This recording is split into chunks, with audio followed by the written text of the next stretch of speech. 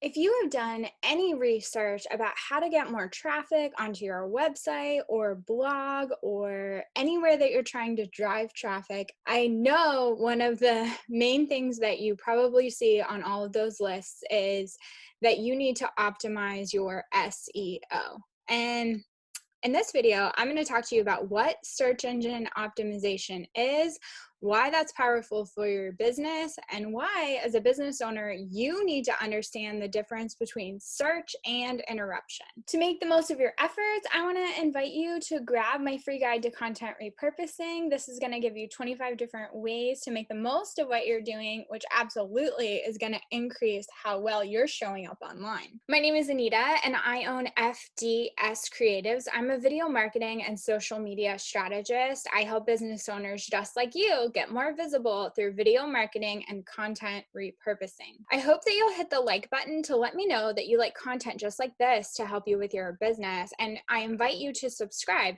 I would love to be a cozy spot in your inbox, bringing you actionable steps to help you market your business. So the term SEO is actually search engine optimization.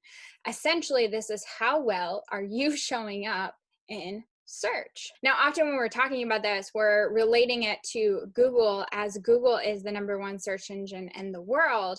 But believe it or not, we use it in other places, like here on YouTube. In this video, I'm going to be sharing things that are related to Google so you understand why Google is important for your business, but you should also know that Google owns YouTube. And so when we get this right with Google, believe it or not, we are actually helping our YouTube efforts as well. But no matter where you're doing it, Google, YouTube, or otherwise, search is going to be the most powerful thing for your business. All right, so according to the most recent studies, about 87% of searches are done on Google. There's 3.5 billion searches a day. And whether or not you show up in search determines whether or not people are actually clicking on your content and seeing the value that you have to offer. Now, depending on what words that you type in, some words are so broad, they're going to give millions and millions of options as a search result for what Google is going to bring up. And the reality is about 70% of people will never leave the first page of Google. And that's why I'm always talking about video, because on video, you're 53 times more likely to show up on the first page of Google just from having a video. Search engine optimization is not only improving the quantity of leads, but also the quality. Sometimes you'll hear people talk about the term ranking, like ranking on Google or ranking on YouTube.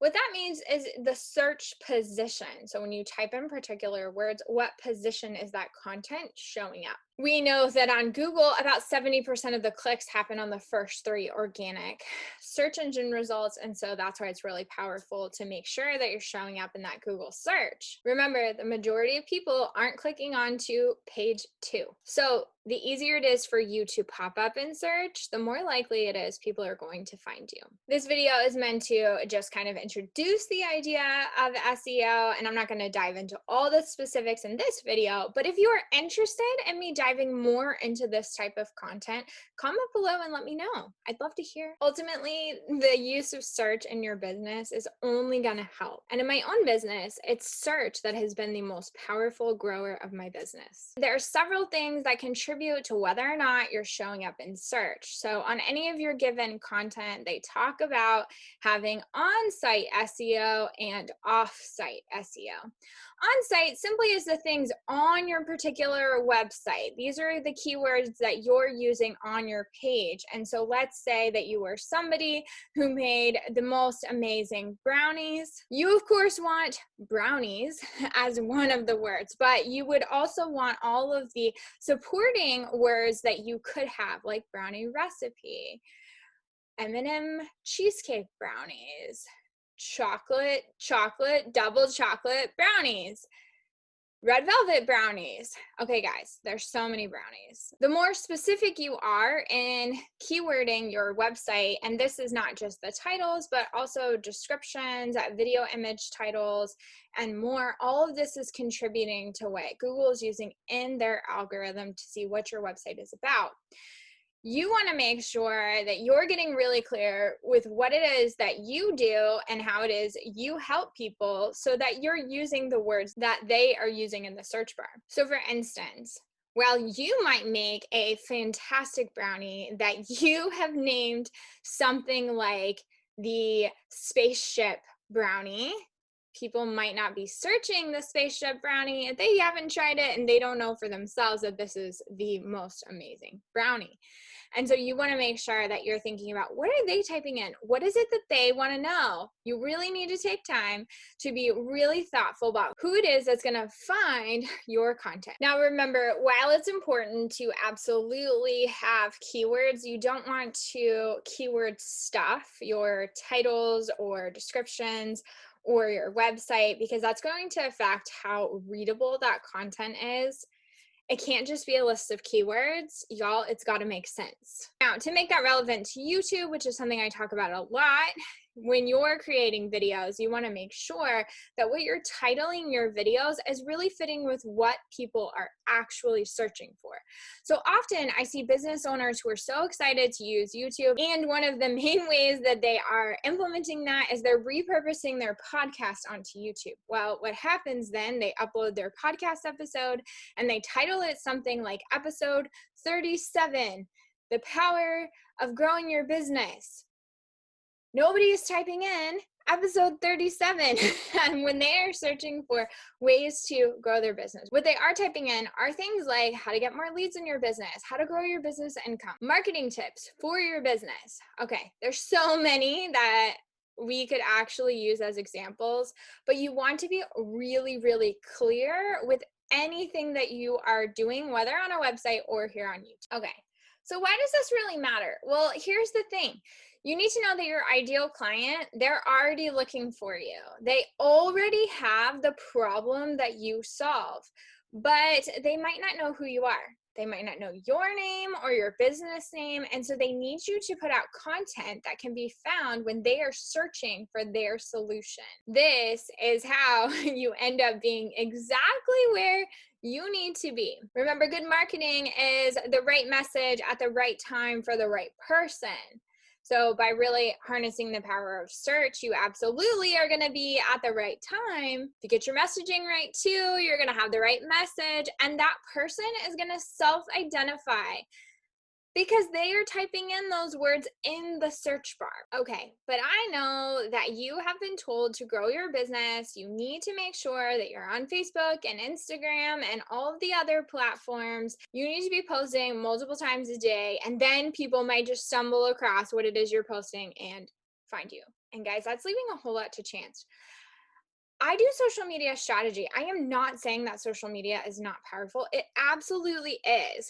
However, if all you're relying on is the ability to stop the scroll of somebody else on social media, you're missing out on the biggest portion of opportunity to really bring in more leads and income into your business. So in my business and for my clients, absolutely, I use social media for myself and for others, but what I really focus on is search-based content, and then I repurpose that content onto my social media platforms. I get asked often, how do you do it? How do you have time to do all the things for your business? Really, it's focusing on what matters, what's really going to move the needle in my business so that I can make sure that I'm doing what I need to do to continue to generate leads for my business, but also gives me the time to make sure that my clients are well served. Now, for any of this to work, you're going to have to be really clear about what it is you do, who it is you serve, and what they are looking for. And this is something a lot of businesses mess up. Because if you don't take the time to really consider what it is you offer, who you're offering it to, what they really need, and the words they use, you're going to consistently have a messaging issue. You're going to feel like, I'm doing all the things people told me to do. I'm posting all the time. I'm even using search, like you're saying, but nobody's finding me. I find 9 times out of 10 when people get on the phone with me and we talk about their business, that ends up being the issue.